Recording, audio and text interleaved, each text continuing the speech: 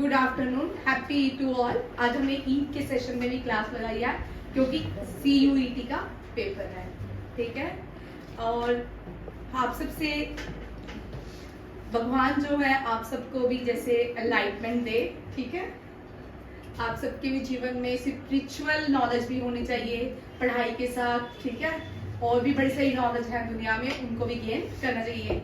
Knowledge तभी gain करोगे जब पढ़ोगे, जब ध्यान करोगे, तभी आपको नॉलेज आएगी। चलिए, आज का टॉपिक है अलग अलग स्लोगन्स के ऊपर है। कौन कौन से व्यक्ति ने कौन कौन सा स्लोगन दिया है। आज का काम जो है बलजीत के साथ है, कैमरामैन बलजीत है, आज उनके साथ काम है, ठीक है। शुरू करते हैं। फर्स्ट है गांधी जी। गांधी जी को फादर ऑफ नेशन कहा जाता है। गोपाल कृष्ण गोखले जो थे गांधी जी के कौन थे? स्पिरिचुअल गुरु नहीं थे, पॉलिटिकल गुरु थे, जिनके कहने पे गांधी जी साउथ अफ्रीका से भारत आए 1915 में। और उस दिन को हम NRI दिवस कहते हैं, प्रवासी भारतीय दिवस। प्रवासी भारतीय दिवस इस तक इंदौर में मनाया गया था, ठीक है, याद रखिएगा। प्रवासी भारतीय दिवस कहाँ मनाया गया था? इंदौर, मध्य प्रदेश में। और 9 जन को हम NRI डे या भारतीय प्रवासी दिवस मनाते हैं। और गांधी जी जब साउथ अफ्रीका में थे, उन्होंने एक मूवमेंट स्टार्ट की थी, सत्याग्रह मूवमेंट। और उस मूवमेंट में गांधी जी ने एक न्यूज़पेपर पब्लिश करते थे, उस न्यूज़पेपर का नाम था इंडियन ओपिनियन। इसी तरह जब भारत में जब पहली बार गांधी जी आए और सत्याग्रह मूवमेंट स्टार्ट की, सबसे पहले चंपारण, फिर वो खेड़ा, फिर अहमदाबाद गए, ठीक है। 3 साल वो लगातार इन जगहों में गए। चंपारण में वो इंडिगो की प्लांटेशन के लिए आंदोलन किया, उन लोगों के जो भी सॉइल फर्टिलिटी लूज हो रही थी उसके लिए विद्रोह किया। उसके बाद वो खेड़ा गए, किसानों के लिए आए, और अहमदाबाद जो थे ट्रेडर्स के लिए गांधी जी ने आंदोलन किया। 3 आंदोलन थे जो गांधी जी ने मेजर किए थे, और सत्याग्रह मूवमेंट इसको कहा जाता है। गांधी जी ने हरिजन वर्ड जो है गांधी जी ने दिया, दलित को एक वर्ड दिया, हरिजन मीन्स जो हरि के जन हो, ठीक है। और उसके बाद गांधी जी ने एक इंडिया से जो न्यूज़पेपर पब्लिश किए, वो कौन कौन से थे? हरिजन, यंग इंडिया। हाँ, हरिजन और यंग इंडिया, ये 2 मेजर न्यूज़पेपर है जो गांधी जी ने पब्लिश किए। कहाँ से? भारत से। गांधी जी की एक मोस्ट फेमस बुक है स्वराज, ठीक है। स्वराज जो है गांधी जी की फेमस बुक है। और गांधी जी की बायोग्राफी को हम माई एक्सपेरिमेंट विद प्रूफ कहते हैं। और गांधी जी को हम किस नाम से जानते हैं? फादर ऑफ नेशन या बापू। गांधी जी के वाइफ का नाम जो है कस्तूरबा गांधी था, ठीक है।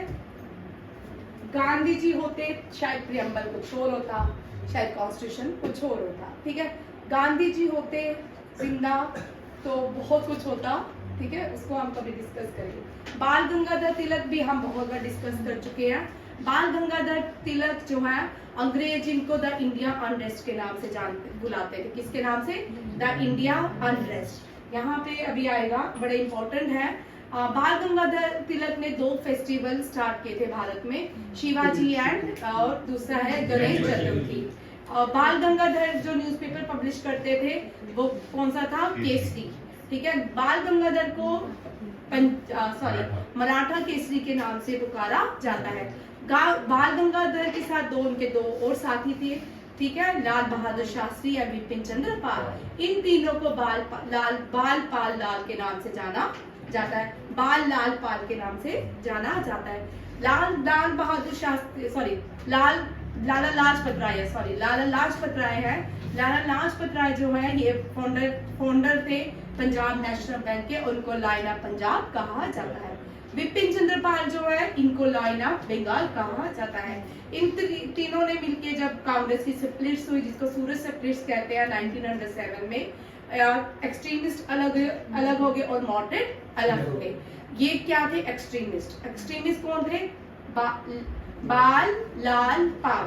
बाल means Bal Gangadhar Tilak, Lal means Lala Lajpat Rai and Pal means Bipin Chandra Pal. ये फादर ऑफ इंडिया अनरेस्ट कहा जाता है। इनको लोकमान्य भी कहा जाता है।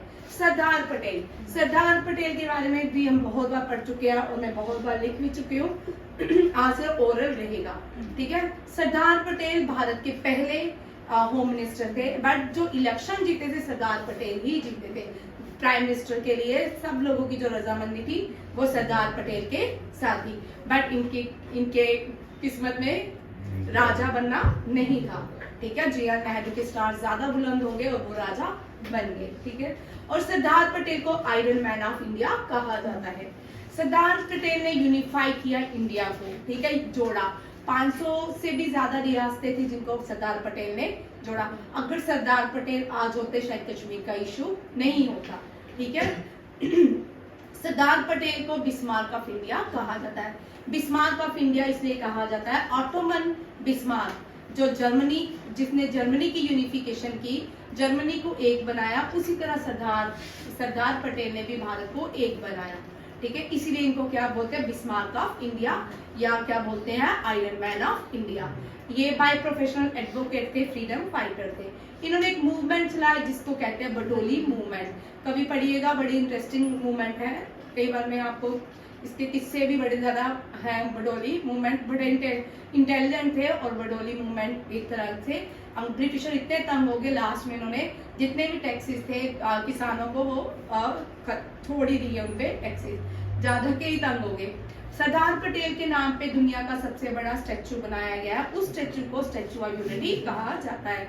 ये स्टैचू ऑफ यूनिटी गुजरात में है, नर्मदा नदी के किनारे। सरदार सरोवर डैम भी गुजरात में है, ठीक है। और सरदार जो स्टैचू ऑफ यूनिटी है, कभी कभी क्वेश्चन आता है इसका कि ये कौन सी डिस्ट्रिक्ट में, ये कौन सी जगह में है, क्या खेवड़ा जगह है, ठीक है, ये गुजरात में है। स्टैचू ऑफ यूनिटी जो है सरदार पटेल के है। स्टैचू ऑफ पीस जो है रामानुजन आचार्य का है। रामानुजन आचार्य का जो स्टैचू है वर्ल्ड लार्जेस्ट सिटिंग स्टैचू है, और स्टैचू ऑफ नॉलेज जो है वो B.R. अम्बेडकर का है। नेक्स्ट देखिए, और इनको सरदार टाइटल दिया था M.K. गांधी ने। C. राजागोपालाचार्य, ठीक है, ये राजा जी हैं। इनसे एक क्वेश्चन बड़ा कॉमन है जो एग्जाम में आता है। सी, जब हमारा देश आजाद हुआ तो हम ब्रिटिशर्स को हमने रखा, यार तुम रहो हमारे देश के पास, क्योंकि अभी तुम्हारा रूल करना भी बाकी है, ठीक है। हमारे जो पहले गवर्नर जनरल बने वो कौन बने, लॉर्ड माउंटबेटन, ठीक है। कोई भारतीय गवर्नर जनरल नहीं बने। आजादी के बाद ही हमने लॉर्ड माउंटबेटन को बोला तू हमारा काम देख। बट जो first and last governor general बने इंडियन, वो C. राजागोपालाचार्य थे। C. राजागोपालाचार्य से क्वेश्चन आता है, first and the last free governor general of India. इसके बाद गवर्नर जनरल की जो पोस्ट थी उसको खत्म कर दिया गया, प्राइम मिनिस्टर को बनाया गया। इनको राजा जी नाम से जाना जाता है। अब तुम मुझे खून दो, मैं तुम्हें आजादी दूंगा, ये हम सब जानते हैं। सुभाष चंद्र बोस नेताजी के नाम से जाना जाता है। और सुभाष चंद्र बोस जो है, ये आजाद हिंद फौज भी इन्होंने बनाई नहीं थी। आजाद हिंद फौज जो थी कैप्टन मोहन ने बनाई थी, ठीक है। बाद में उन्होंने सिंगापुर में जाके इनको सौंप दी थी, किनको, सुभाष चंद्र बोस को। सुभाष चंद्र जो बोस थे, इनकी आर्मी में, इनकी रेजिमेंट में वुमेन भी रेजिमेंट थी जिसका नाम था रानी झांसी रेजिमेंट। इसमें वुमेन्स भी थी, और एक वुमेन जो है जिसको रिपब्लिक डे परेड में 2020 में या 2019 में और सम्मानित भी किया गया, उसको वो चल के आगे भी आई थी। ये बड़े इंपॉर्टेंट है। सुभाष चंद्र बोस जो है 92 में थे बंगाल में, इनको नेताजी के नाम से जाना जाता है। इनके और भी स्लोगन है, जय हिंद भी इन्होंने दिया है, जो आजकल हम बड़ा कॉमन है, हर भारतीय बोलता है जय हिंद, सुभाष चंद्र बोस।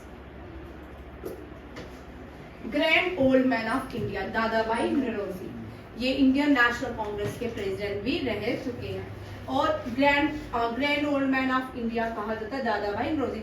इसी तरह grand old women of India भी कहा जाता है। वो किसको कहा जाता है, बीकाजी कामा को। नेक्स्ट क्वेश्चन है जवाहरलाल नेहरू, इन्होंने एक बुक लिखी थी डिस्कवर माई इंडिया।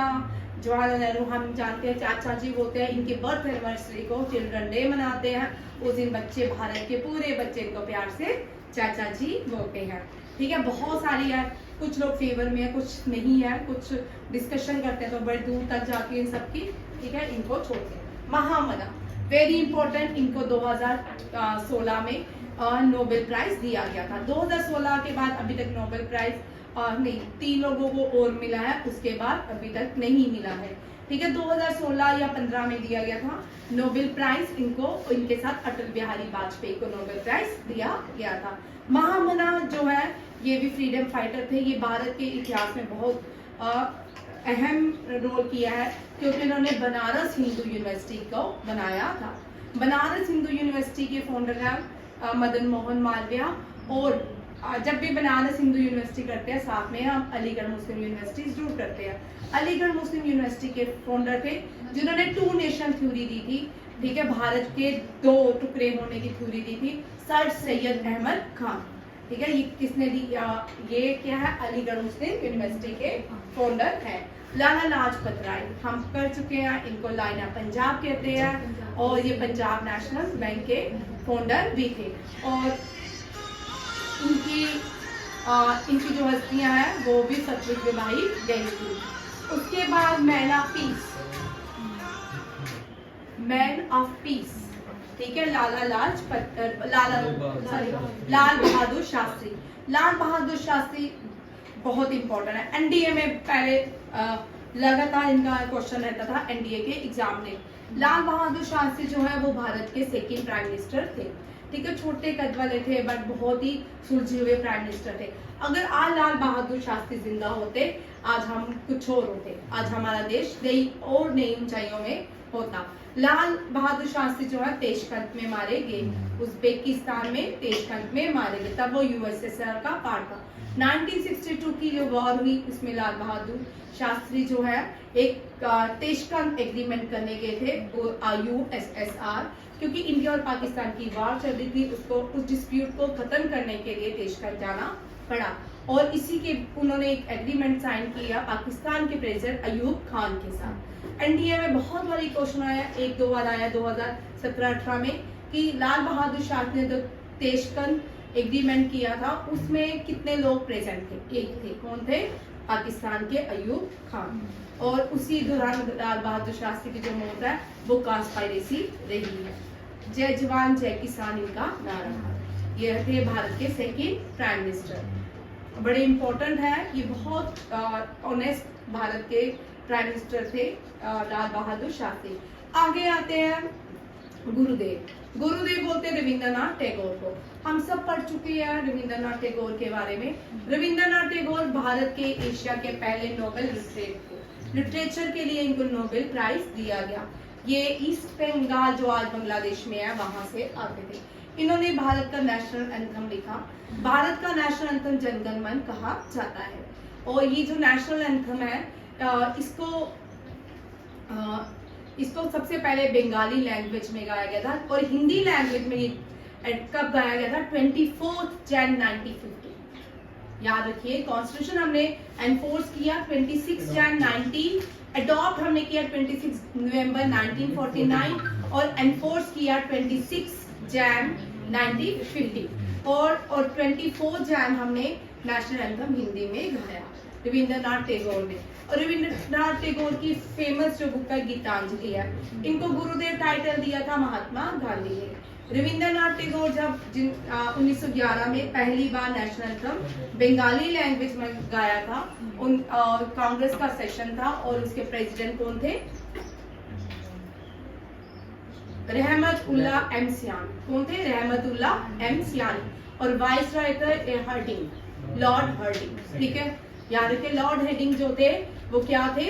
वाइस राय। और रहमतुल्ला एम सियानी जो थे ये क्या थे? प्रेसिडेंट थे कांग्रेस के। नहीं, रहमतुल्ला नहीं भाई, नारायण दास। ठीक है, नारायण दास जो थे। रहमतुल्ला एम सियानी जो थे ये नेशनल सॉन्ग के टाइम थे। क्या थे? नेशनल जब सॉन्ग गाया गया वंदे मातरम, तब ये कांग्रेस के प्रेसिडेंट थे। ये थे, यहाँ पे थे नारायण दास जो थे, क्या थे? प्रेसिडेंट इंडियन नेशनल कांग्रेस के।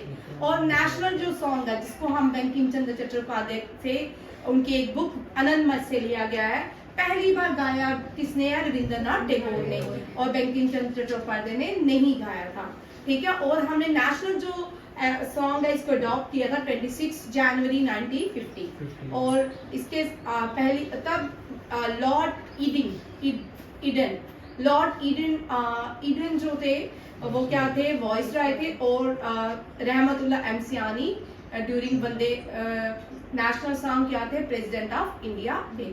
ये सारे पॉइंट्स आप लिखिएगा क्योंकि मैं बहुत बार लिख चुकी हूँ, आज लिखा नहीं है, रिपीट हो रहे हैं, तो आप जब सुनोगे आपको वीडियो में लिखते हुए दिखाई देंगे। लिखने से क्योंकि टाइम लिमिट आज कम है इसलिए ओरल मैंने रखा है। रविंद्रनाथ टैगोर को गुरुदेव कहा जाता है। इन्होंने भारत का नेशनल एंथम लिखा और एक और बांग्लादेश का भी नेशनल एंथम लिखा। श्रीलंका का जो नेशनल एंथम है इन्हीं की किसी बुक से लिया गया है।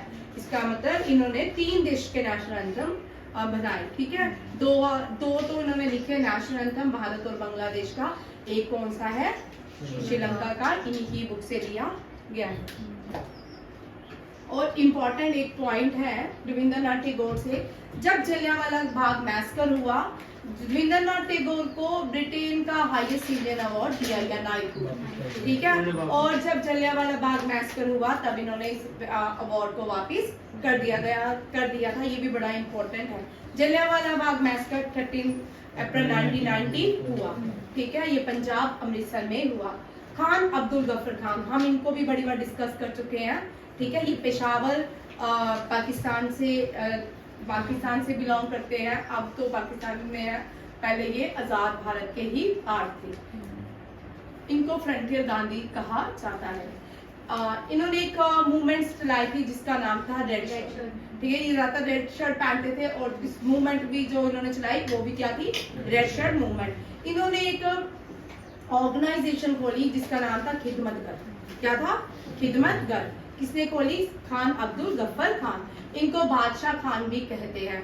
और जब सॉल्ट लॉ की वॉयलेशन हुआ, जब सॉल्ट लॉ को गांधी जी दांडी की तरफ, दांडी साबरमती आश्रम से दांडी तक गए थे, इसी तरह ये भी नॉर्थ फ्रंटियर से जो भी पेशावर से इन्होंने लीड किया था सॉल्ट लॉ का। बाल गंगाधर ने भी अलग जगह से किया था, रानी दुर्जनी ने भी अलग जगह नॉर्थ ईस्ट से किया था। बहुत सारे लोग थे जिन्होंने सॉल्ट लॉ को ब्रेक किया था। उनमें से एक कौन है, खान अब्दुल गफ्फर खान। खान अब्दुल गफ्फर खान का एक इम्पोर्टेंट क्वेश्चन है, ये पहले नॉन इंडियन है। ये पहले तो भारतीय थे, बाद में नॉन इंडियन हो गए, ठीक है। ये पहले नॉन इंडियन है जिनको भारत रत्न दिया गया, ठीक है। सेकंड, उसके बाद बहुत कम लोगों को भारत रत्न आज तक मिला है। दूसरे जो रहे हैं वो है नेल्सन मंडेला, उनको क्या मिला है, भारत रत्न। 2 भारत रत्न दिए गया आज तक, एक तो किसको दिया गया है, खान अब्दुल गफ्फर खान को, और दूसरा नेल्सन मंडेला। खिदमतगर पूछ सकते हैं, who was the founder of Khidmatgar, आप लिखोगे खान अब्दुल गफ्फर खान। इनको प्यार से गांधी जी कहा जाता है, फ्रंटियर गांधी जी के नाम से कहा जाता है। अब आते हैं शहीद आजम। शहीद आजम को सभी जानते हैं, मार्टर से जो 23 मार्च हुआ है रिसेंटली, कल होगा 23 मार्च, कल है ना, सॉरी अप्रैल, हाँ अप्रैल चल रहा है, लास्ट मंथ, ठीक है। 23 मार्च में जो हुआ है वो शहीद आजम भगत सिंह के और उनके जो साथी है उनके नाम पे मनाया जाता है। भगत सिंह जब जेल में थे उन्होंने एक बुक लिखी थी, why I am N atheist, why I am N atheist, याद रखिएगा कौन सी बुक लिखी थी, why I am N atheist. और भगत सिंह जो थे ये HSRA के हसरा के मेंबर थे। हसरा में एक पॉइंट याद रखिएगा, हसरा की फीमेल मेंबर भी थी, वो थी दुर्गा बागी। बहुत कम लोग हैं जो बताते हैं कि हसरा की फीमेल मेंबर भी थी, ठीक है, दुर्गा बागी। ये पंजाब पाकिस्तान में पैदा हुए थे, ब्रिटिश इंडिया में, और आज भी इनका घर पाकिस्तान पंजाब में है। भगत सिंह को शहीद आजम कहा जाता है। ये 1 ईयर के थे जब इनकी ये शहीद हुए थे। और भगत सिंह से एक पॉइंट मिस हो गया आज, शहीद आजम और why I am N atheist. हाँ, भगत सिंह ने सेंट्रल हॉल में बम गिराया था और वहां पे एक स्लोगन दिया था, इंकलाब जिंदाबाद। इंकलाब जिंदाबाद भगत सिंह ने कॉइन नहीं किया, इंकलाब जिंदाबाद पहली बार भगत सिंह ने स्लोगन दिया, कहाँ पे बोला, ठीक है, कहाँ पे बोला, जब पार्लियामेंट के सेंट्रल हॉल में बम गिराया गया था तब भगत सिंह ने ये स्लोगन बोला, क्या, इंकलाब जिंदाबाद। आपको बहुत सारे विकिपीडिया में कभी गलत लिखा होता है कि भगत सिंह ने स्लोगन दिया, नहीं, इसका पहली बार इस स्लोगन का यूज किसने किया, भगत सिंह। नेक्स्ट आता है विपिन चंद्रपाल, हम पढ़ चुके हैं, बंगाल टाइगर, सूरज से पुलिस जो हुआ था उसके एक मेंबर, ये एक्सट्रीमिस्ट है और ये एक मेंबर भी है। चित्तरंजन दास देशबंधु नाम से जानते हैं। देश रत्न जिनसे डॉक्टर राजेंद्र प्रसाद। डॉक्टर राजेंद्र प्रसाद जब कॉन्स्टिट्यूंट असेंबली बनाएगी भारत में ड्राफ्टिंग कमेटी के लिए, और इसके डॉक्टर राजेंद्र प्रसाद जो है फर्स्ट प्रेसिडेंट अपॉइंट किए गए थे। ये परमानेंट प्रेसिडेंट थे, जो टेम्परेरी प्रेसिडेंट बने थे कॉन्स्टिट्यूंट असेंबली के सच्चिदानंद नाथ थे, और इस जो प्रेसिडेंट बनाए गए वो डॉक्टर राजेंद्र प्रसाद थे। ड्राफ्टिंग कमेटी बनाते वक्त बहुत सारी कमेटीज और भी बनाई गई थी, जिसके एडॉक के हेड भी डॉक्टर राजेंद्र प्रसाद थे और स्टीयरिंग कमेटी के हेड भी डॉक्टर राजेंद्र प्रसाद थे। डॉक्टर राजेंद्र प्रसाद भारत के पहले प्रेसिडेंट अपॉइंट हुए थे। ये 2 बार भारत के प्रेसिडेंट बने हैं, याद रखिएगा। ये 2 बार कौन भारत के प्रेसिडेंट बने हैं? डॉक्टर राजेंद्र प्रसाद। और 2 बार वाइस प्रेसिडेंट बने हैं हमीद अंसारी। कौन? हमीद अंसारी। और डॉक्टर राजेंद्र प्रसाद पहले एग्रीकल्चर मिनिस्टर भी भारत के बने हैं। डॉक्टर राजेंद्र प्रसाद को देशबंधु के नाम से जाना जाता है। क्या नाम? देश रत्न के नाम से जाना जाता है। और डॉक्टर राजेंद्र प्रसाद को भारत रत्न भी दिया गया है, और ये भारत के पहले प्रेसिडेंट रह चुके हैं, और कॉन्स्टिट्यूंट असेंबली के ये भी पहले प्रेसिडेंट रहे हैं। ये भी लॉयर थे बाय प्रोफेशन। अच्छा, मौलाना अब्दुल कलाम आजाद। बहुत सारे बच्चे अब्दुल कलाम आजाद और एपीजे कलाम के बीच और कंफ्यूज हो जाते हैं। एपीजे कलाम जो है वो फ्री भारत में पैदा हुए हैं, 11th प्रेसिडेंट हैं हमारे देश के, उनको मिसाइल मैन ऑफ इंडिया कहा जाता है। और अब्दुल कलाम आजाद जो है इनको हम मौलाना के नाम से जानते हैं। ये पहले एजुकेटेड मिनिस्टर थे भारत के, ये पहले एजुकेटेड मिनिस्टर थे। और जो और एपीजे जो कलाम है वो क्या है? 11th president of Bharat. ठीक है, दोनों में अंतर है। इन्होंने जो बुक लिखी थी उसका नाम है India wins freedom. Abdul Kalam Azad ने इंडिया विंस फ्रीडम लिखी थी, और एपीजे कलाम ने कौन सी लिखी हुई है? Wings of fire. दोनों में अंतर है, बहुत सारे बच्चे कंफ्यूज हो जाते हैं। सारे पॉइंट्स लिखना जो बच्चे, कल मैं सबके नोटबुक चेक करूंगी भाई, खासकर सीयूईटी के बच्चे की, हर एक पॉइंट्स आपकी नोटबुक में होना चाहिए। आज छुट्टी है, इसके बाद छुट्टी है। BR अम्बेडकर, हम BR अम्बेडकर को architect of the Indian constitution कहते हैं। ये father of the Indian constitution भी है, आर्किटेक्ट ऑफ इंडियन कॉन्स्टिट्यूशन भी है। जब 12 दिसंबर को कॉन्स्टिट्यूंट असेंबली ने एक कमेटी बनाई जिसका नाम था फ्रेमिंग की ड्राफ्टिंग कमेटी, उसको एज अ चेयरमैन अपॉइंट किया BR अम्बेडकर को। BR अम्बेडकर ने 2 साल 11 महीने 18 दिन लगाए हमारे कॉन्स्टिट्यूशन को बनाने में। BR अम्बेडकर के एक न्यूज़पेपर का नाम है मुखनायक, जो 102 साल से ऊपर हो चुके हैं। ये पहले लॉ ऑफिसर भी, भारत के लॉ मिनिस्टर भी हैं BR अम्बेडकर। ये कौन सी कम्युनिटी से आते हैं? कभी कभी क्वेश्चन आता है, महर कम्युनिटी। वेरी गुड, सब यहाँ महर कम्युनिटी से आते हैं। राजा राममोहन रॉय, ये भी बड़े इंपॉर्टेंट, इनका फादर ऑफ मॉडर्न इंडिया भी कहा जाता है। रिफॉर्मर्स थे, ठीक है, सती प्रथा एबॉलिश की विलियम बेंटिक के साथ राजा राममोहन रॉय, ठीक है। Morning start of India renaissance, reformers थे और modern father of modern India इनको कहा जाता था। इनके एक पर्शियन न्यूज़पेपर आता है, कोई बताएगा? मिराज, और मुझे भी भूल गया।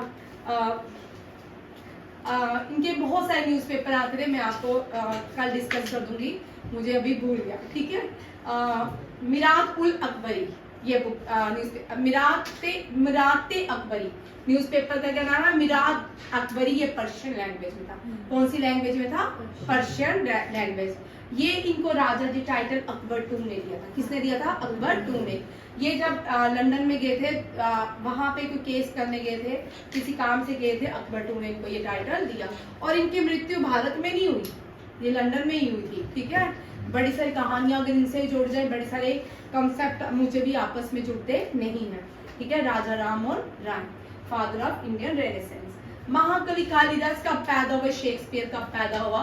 और हमारे भारत के कवि को हमने क्या कहा? महाकवि कालिदास। इन्होंने अभिज्ञान शाकुंतलम, जिसके अभिज्ञान शाकुंतलम एक बुक लिखी है। अभिज्ञान शाकुंतलम को किसके नाम पे लिखे? राधा दुष्यंत और शकुंतला के ऊपर। राधा दुष्यंत और शकुंतला का जो बेटा था वो आगे चल के उसके नाम पे हमारे देश का नाम पड़ा भारत। ठीक है, कौन था? भारत। ठीक है, लोकनायक जेपी नारायण, हम जेपी नारायण को लोकनायक कहते हैं। ये बड़े इंपॉर्टेंट है। इन्होंने इंदिरा गांधी जब प्राइम मिनिस्टर थी बहुत बड़ा आंदोलन किया था। इसको लार्जेस्ट आंदोलन देश कहा जाता है। जेपी नारायण जयप्रकाश आंदोलन के नाम से भी जानते हैं। दयानंद सरस्वती, इनको मार्टिन लूथर ऑफ इंडिया कहा जाता है। सॉरी, राजा राममोहन राय जो थे फाउंडर थे ब्रह्मो समाज के। किसके? ब्रह्मो समाज के। दयानंद सरस्वती फाउंडर थे आर्य समाज के। ठीक है, दयानंद सरस्वती। दयानंद सरस्वती ने एक बुक लिखी थी सत्याग्रह प्रकाश। क्या लिखी थी? सत्याग्रह प्रकाश। और ये आर्य समाज के फाउंडर थे और इनको क्या कहा जाता है? Martin Luther of India. Next आते हैं लॉयना मराठा, ये हम कर चुके हैं इनके बारे में। पेरेंट ऑफ इंडिया, कुछ मैंने ऐड किए हैं, बड़े इंपॉर्टेंट है क्योंकि हमने कहीं भी आपने नहीं पढ़ा होगा। इनको भी कुछ अधिकार मिलने चाहिए जो लोग जिनके हम नहीं लिखने पढ़ते हैं। अमित खुसरो, अमित खुसरो हम जानते हैं पोइट थे, सूफी सेंट भी थे और ये क्या, इनको पेरेंट ऑफ इंडिया कहा जाता है। Nightingale of India Sarojini Naidu, ये पहली भारत की गवर्नर है। ठीक है, पहली जो गवर्नर बनी वो भारत की सरोजिनी नायडू थी। दोनों यूपी में बनी थी। और पहली जो चीफ मिनिस्टर बनी थी भारत की, first chief minister Sucheta Kripalani. याद रखिएगा, first women chief minister Sucheta Kripalani. First women right governor कौन थी? सरोजिनी नायडू। स्वर कोकिला लता मंगेशकर। लता मंगेशकर के मरने के बाद एक अवार्ड दिया जाता है, क्या ना, कल हमने पढ़ा दीनानाथ मंगेशकर अवार्ड। ठीक है, इस साल का दीनानाथ मंगेशकर अवार्ड किसको दिया है? कल तो किया भाई, कुमार शानू और आशा पारेख, थोड़ी आशा भोसले। ठीक है, आशा पारेख को हायर फिल्म जो अवार्ड है कौन सा है? दादा साहेब फाल्के अवार्ड दिया गया था 2022 में। और आशा भोसले जो सिंगर है, मैडोना ऑफ इंडिया कहलाती हैं, इनको क्या दिया है? दीनानाथ मंगेशकर अवार्ड, लता मंगेशकर अवार्ड से नवाजा गया है। स्वर कोकिला हो गया सेंट ऑफ यूट्रेस, ये पहली भारतीय फीमेल है जिनको नोबेल, ये भारतीय नहीं थी, इनको बाद में सिटीजनशिप मिली भारत की। ठीक है, और ये इतने भारत में इतनी वुमेन्स नहीं थी जिनको नोबेल प्राइज मिले। जो बाहर से आई थी जिसने भारत की सिटीजनशिप अडॉप्ट की उसको क्या दिया गया? नोबेल प्राइज फ्रॉम इंडिया दिया गया मदर टेरेसा को। क्वीन ऑफ मालवा, ये बड़ी इंपॉर्टेंट है, ये आपने कभी कम पढ़ी होगी। अहिल्याबाई होलकर, ये होलकर क्लैन से थी अहिल्याबाई होलकर। मध्य प्रदेश की इंटरनेशनल एयरपोर्ट का नाम है अहिल्याबाई होलकर। और इन्होंने महेश्वरी जो साड़ीज है किसने इंट्रोड्यूस की थी? अहिल्याबाई होलकर।